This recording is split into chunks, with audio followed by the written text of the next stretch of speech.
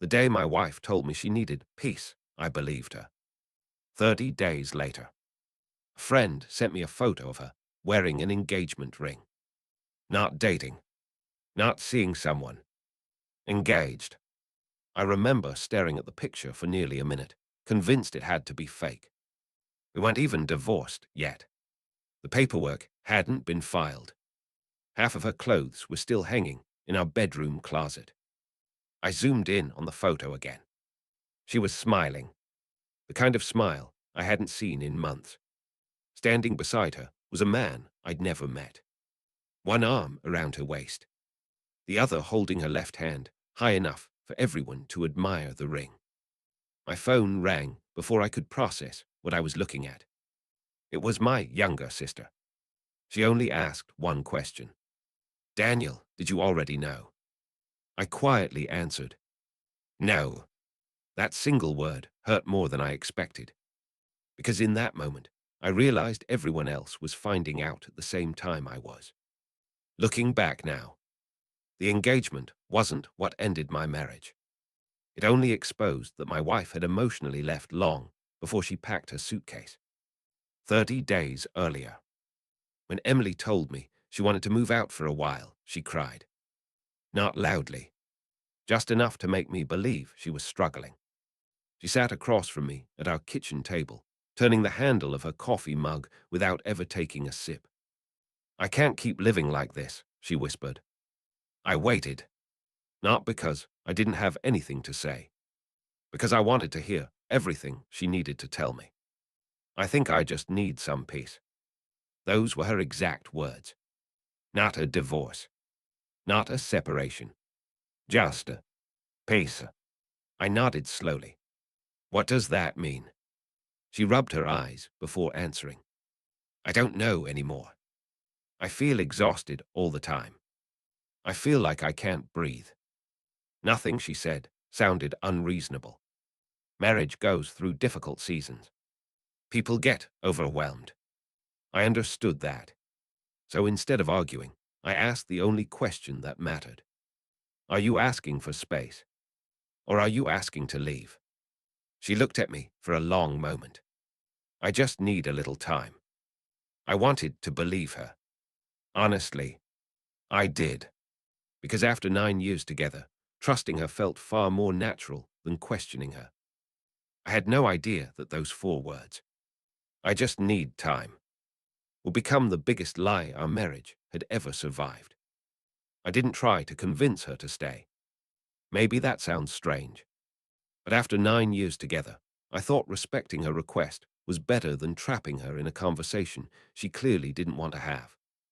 I simply asked, "How much time do you think you need?" She looked down at the table. "I honestly don't know. A few weeks, maybe. I just need to clear my head." I nodded. "Okay."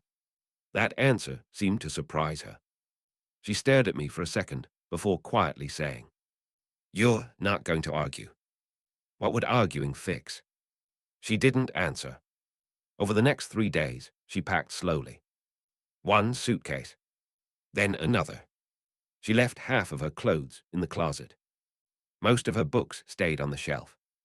Even our wedding photos were still hanging on the hallway wall. It didn't feel like someone ending a marriage.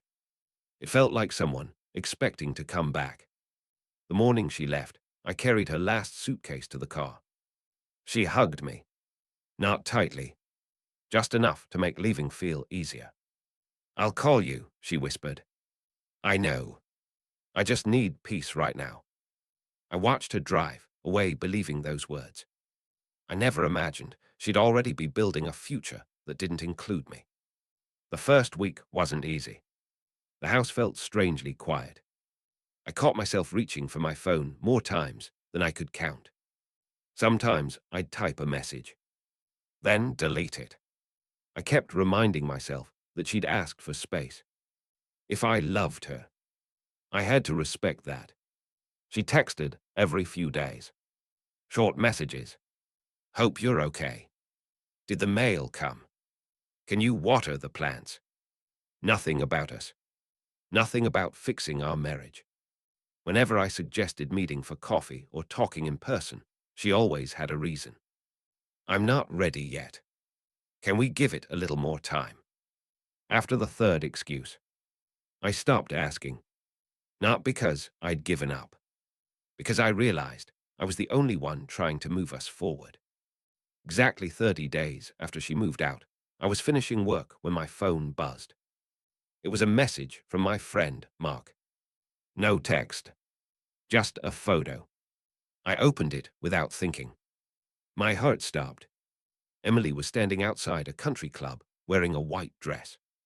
Beside her was a man I had never seen before. His arm was around her waist. She was smiling directly at the camera. And on her left hand was a diamond engagement ring. Before I could even process the picture, my phone started ringing. It was my younger sister. The first thing she asked was, "Daniel, why didn't you tell us Emily was getting married again?" For a few seconds, I couldn't answer my sister. I just kept staring at the picture.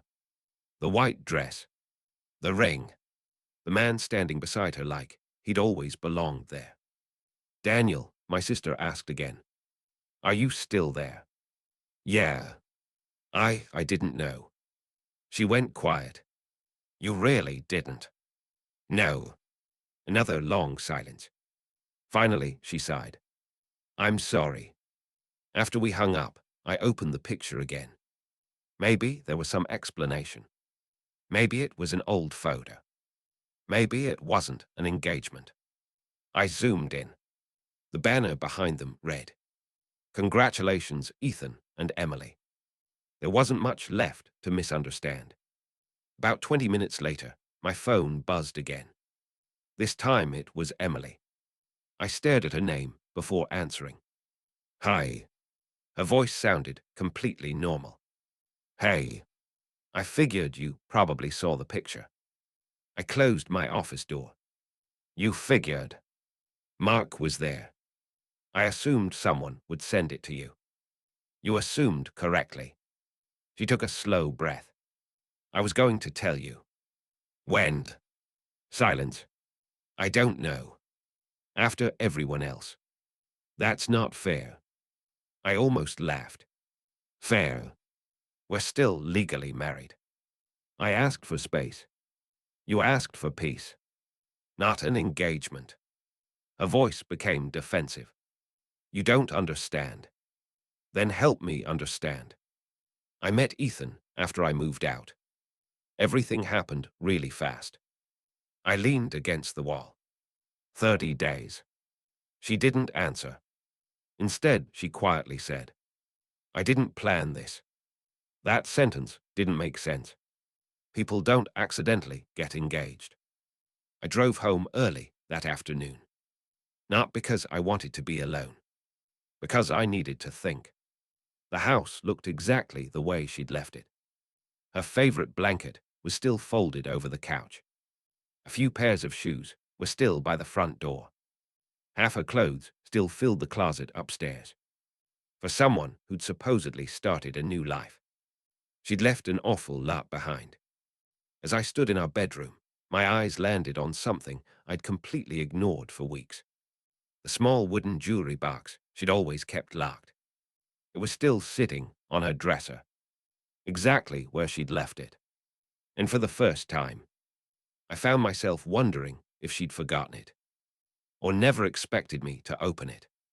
I stood there for almost a minute, staring at the jewelry box. Part of me knew opening it would cross a line.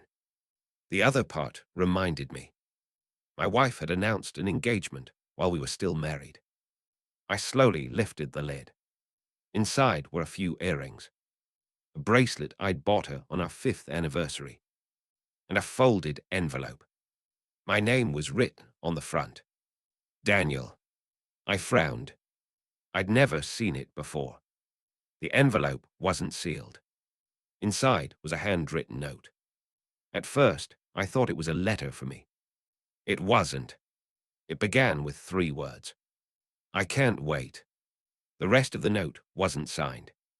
But it didn't have to be. It talked about weekend trips, finding an apartment together, starting over. And one sentence stopped me cold. Once everything settles, we won't have to keep hiding anymore. There was no date, no name, just enough to tell me one thing. Whatever had happened, it hadn't started after she moved out. I carefully folded the note and placed it back inside the envelope. I wasn't angry. I was strangely calm. For the first time in weeks, the story she'd been telling me no longer matched the evidence sitting in front of me. About an hour later, my phone buzzed again. Emily. This time I answered immediately. I need to pick up a few more things from the house, she said. Okay. I'll be there in 20 minutes. When she arrived, she walked in like nothing had changed. She smiled politely. How have you been? I looked at her for a moment. I've had better months. Her smile disappeared. I didn't come here to fight. Neither did I. She headed upstairs toward the bedroom. A few minutes later, she came back carrying 2 boxes. Then she noticed the jewelry box sitting on the dining table. Her face changed instantly. Did you open that? I did. What else did you read? I held her eyes. I found the letter. For the first time since she'd left. She looked genuinely nervous. She set the boxes on the floor. It's not what you think. I nodded slowly. Then tell me what it is. She opened her mouth, then closed it again. Finally, she whispered. I was trying to figure my life out. I didn't move. The letter says you were planning a future with someone. She looked away. I didn't know how to tell you. So when exactly did Ethan become part of the picture? Silence. The kind of silence that answers a question without speaking. My stomach tightened. I asked one final question. Did you know him before you moved out? She didn't say yes. She didn't say no. Instead, a single tear rolled down her cheek. And somehow, that told me everything I needed to know. Emily finally looked at me. Very quietly, she said, and yes, that one word hit harder than I expected. Not because it confirmed she'd met Ethan before moving out. Because it confirmed that, while I was trying to save our marriage, she'd already started imagining another life. I took a slow breath. How long? She rubbed her forehead. I don't know. Emily. A few months. I nodded once. So when you said you needed peace, you already knew him. Tears filled her eyes. It wasn't like that. Then tell me what it was like. She sat down without saying anything. For nearly a minute, the only sound in the room was the ticking clock above the kitchen. Finally, she whispered. We started talking after a work project. It wasn't supposed to become anything. I was unhappy. I felt seen. I listened.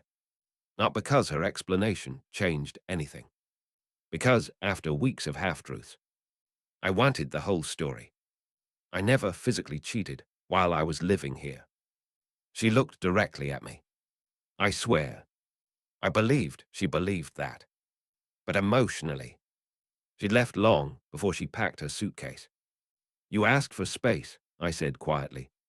But what you really wanted was time to see if a different life would work. She covered her face with both hands. I didn't know how to end us. So you asked me to wait instead. She didn't answer. She didn't have to. I walked to the living room and picked up the small photo frame from our anniversary trip.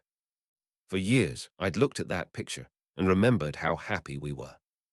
Now, all I could think about was how long she'd been pretending. I never wanted to hurt you, she whispered. I looked at her calmly. I believe that. But you still did. She started crying. I'm sorry. It was the first genuine apology I'd heard since this began. The problem was, it had arrived after every important decision had already been made. I carefully placed the photo frame back on the shelf. Then I looked at her one last time. I think you stopped being my wife, long before you stopped living in this house. For the first time since she walked out 30 days earlier. She didn't try to defend herself. She simply stood there, knowing there wasn't a sin I didn't ask her to leave. She looked around the house one last time before quietly picking up the 2 boxes she'd brought downstairs. When she reached the front door, she stopped. Without turning around, she asked, "So, this is really it?" I looked at her for a moment. I think it ended the day you asked me to wait while you were already building a future with someone else. She lowered her head. I never wanted it to happen this way. I know, but it still did. She nodded once. Then she walked out. That was the last time she ever walked through our front door as my wife. The divorce wasn't dramatic. There were no screaming matches, no lawyers fighting over furniture, no ugly social media posts, just paperwork, a few uncomfortable meetings, and 2 people signing documents that probably should have been signed months earlier. About 6 weeks later, the divorce was finalized. I heard through mutual friends that Emily and Ethan were still engaged. People expected me to be angry. Oddly enough, I wasn't. By then, I'd stopped comparing my life to theirs. A month later, I ran into Emily at a local grocery store. Neither of us expected it. She looked surprised, then nervous. "Hey," she said softly. "Hey." For a few seconds, neither of us spoke. Finally, she looked down and quietly asked, "Do you hate me?" I thought about the question longer than she probably expected. "No." She looked up. "I don't hate you. I just don't recognize the person you became." Tears gathered in her eyes. "I've replayed everything 100 times. I keep wondering what would have happened if I'd just been honest." I gave a small nod. "I've wondered that too." She smiled sadly. "I don't think Ethan was ever really the point." I didn't answer, because deep down, I knew she was right. As I walked toward my car, she called my name one last time. "I really did love you." I turned around. "I believe you. But love isn't what keeps a marriage alive." She waited. "Respect does." For the first time since we'd separated, she didn't have an answer. Life didn't magically become perfect after that. The house felt empty for a while. Some weekends were harder than others. But little by little, I stopped waiting for my phone to ring. I started saying yes when friends invited me out. I slept through the night again. I laughed without forcing it. Peace didn't arrive all at once. It arrived quietly, one ordinary day at a time. Looking back now, people assume my marriage ended because my wife got engaged